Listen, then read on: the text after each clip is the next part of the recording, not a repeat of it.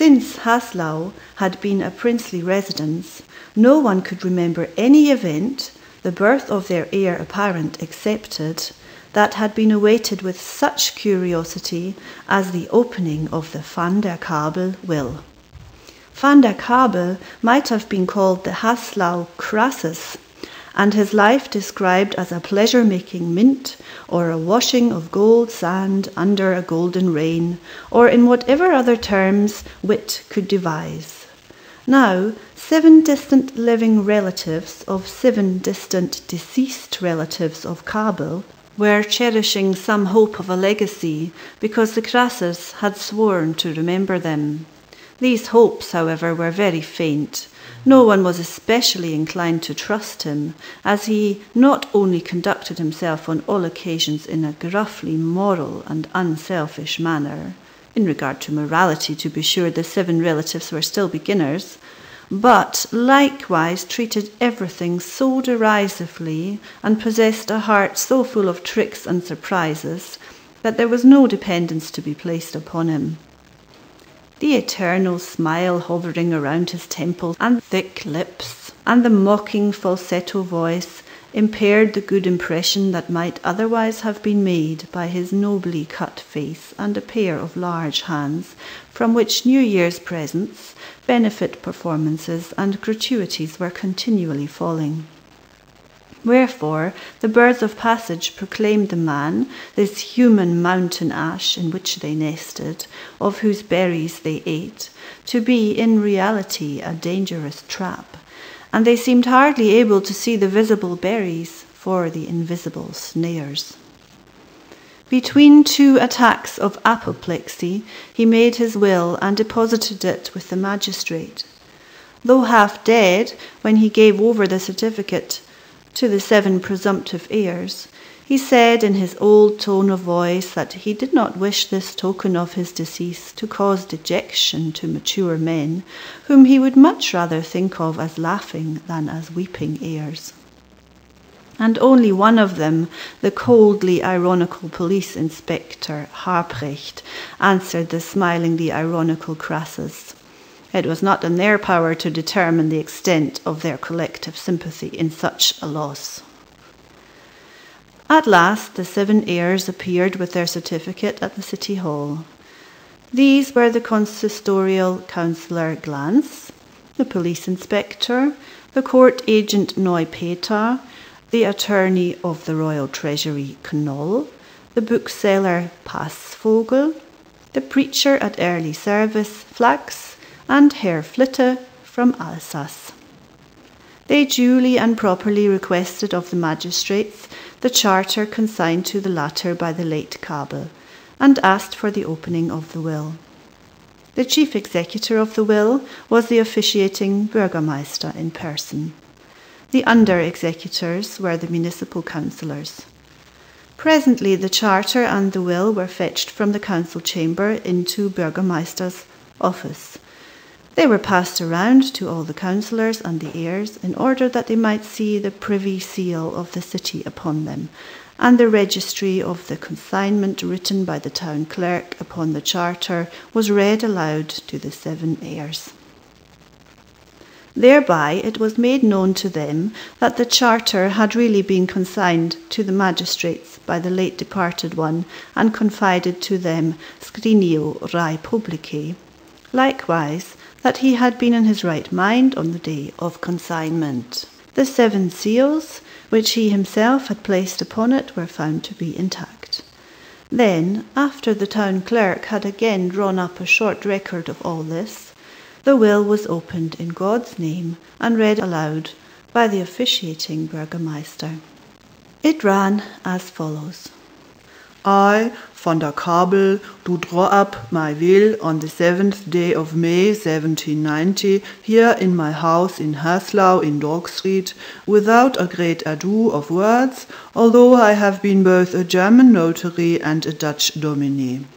Notwithstanding, I believe that I am still sufficiently familiar with the notary's art to be able to act as a regular testator and bequeather of property.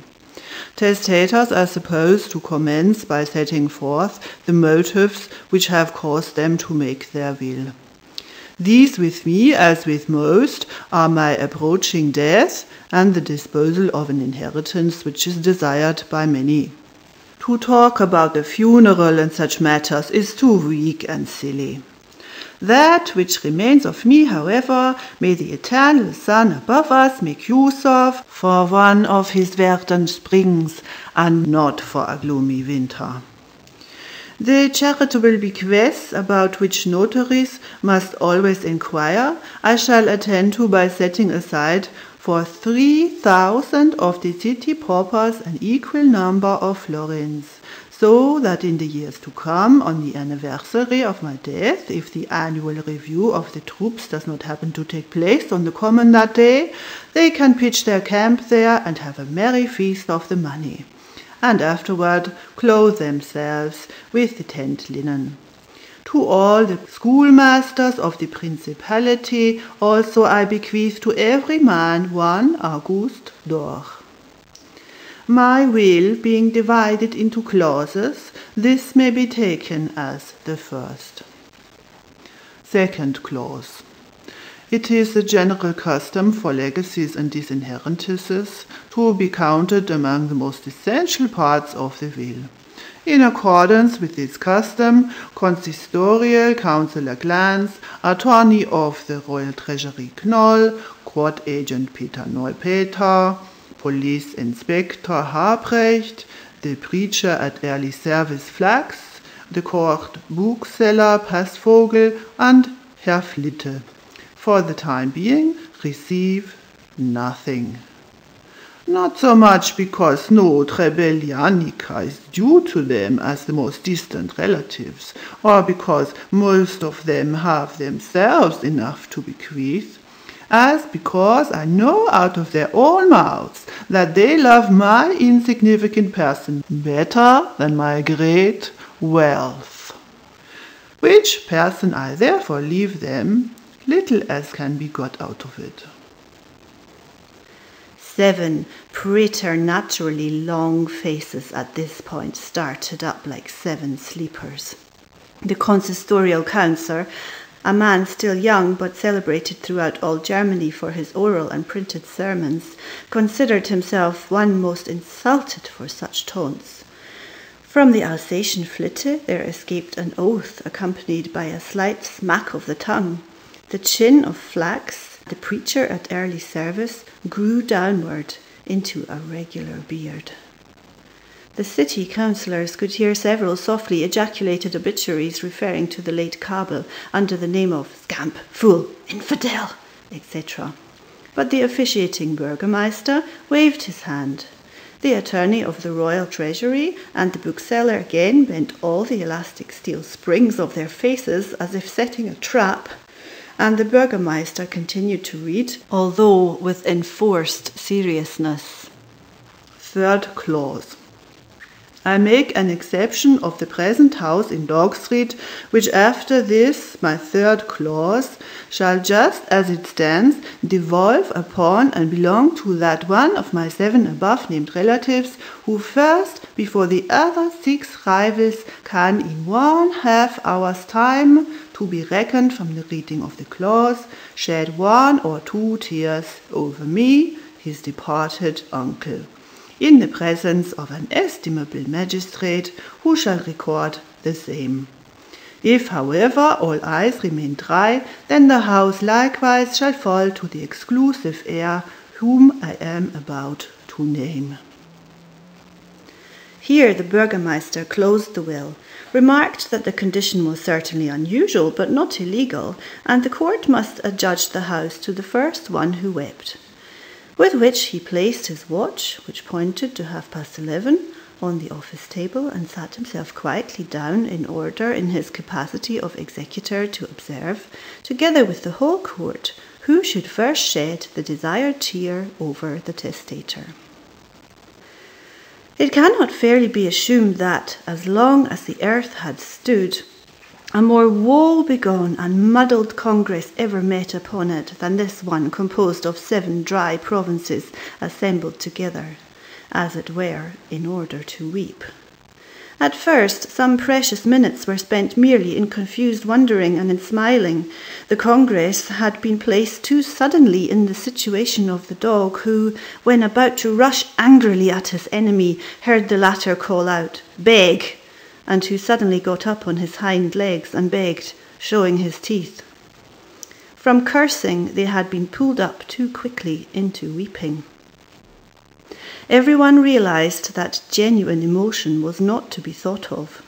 Downpours do not come quite so much on the gallop. Such sudden baptism of the eyes was out of the question. But in 26 minutes, something might happen.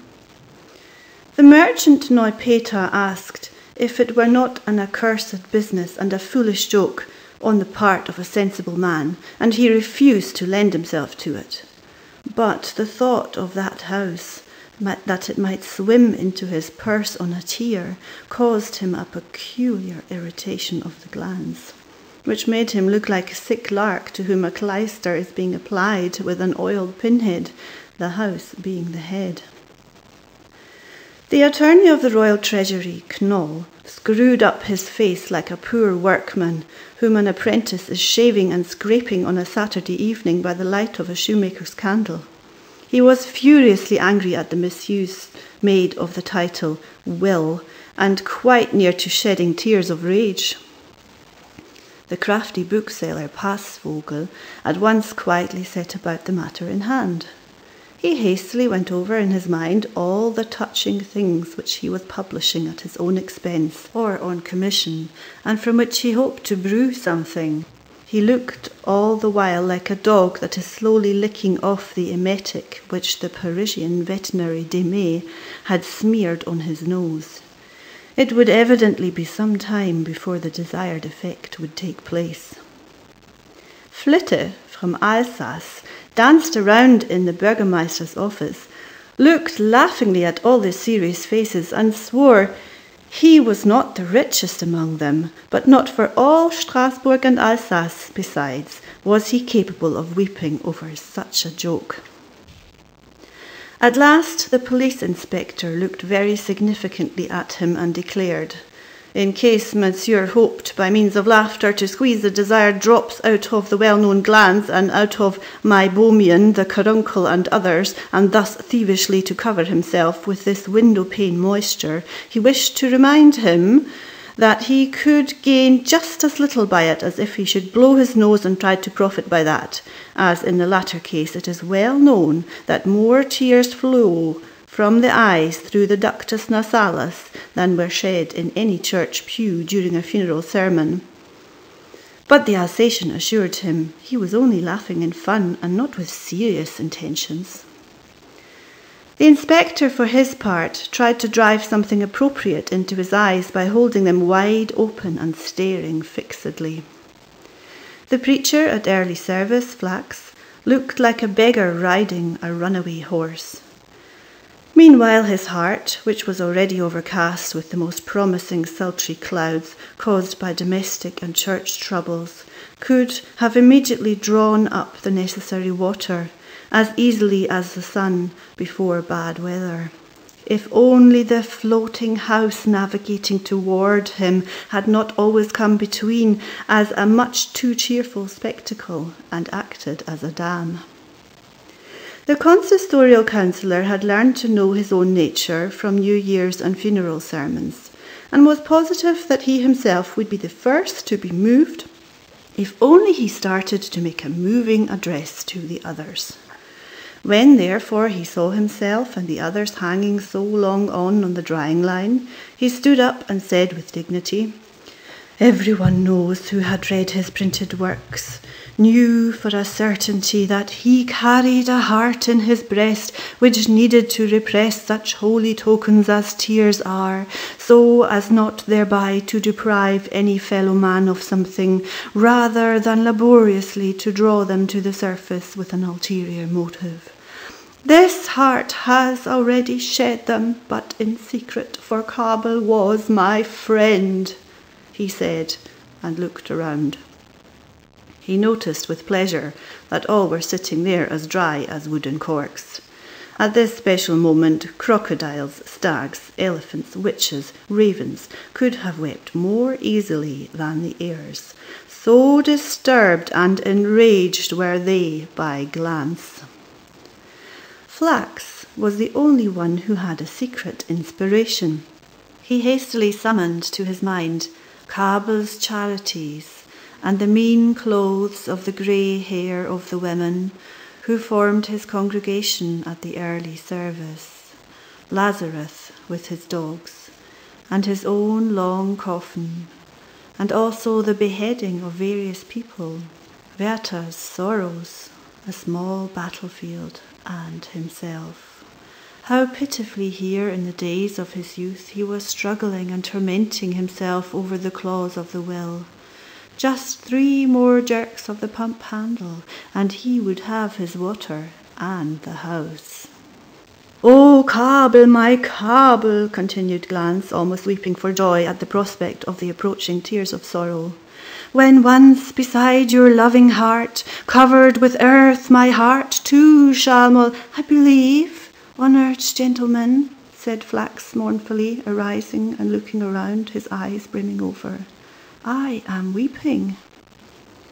After which he sat down again and let them flow more cheerfully.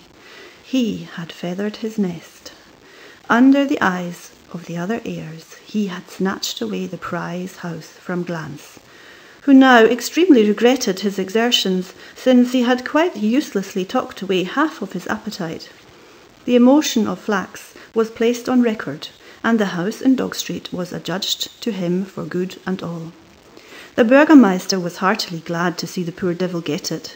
It was the first time in the Principality of Haslau that the tears of a schoolmaster and teacher of the church had been metamorphosed, not like those of the Heliads, into light amber, which encased an insect, but like those of the goddess Freya, into gold.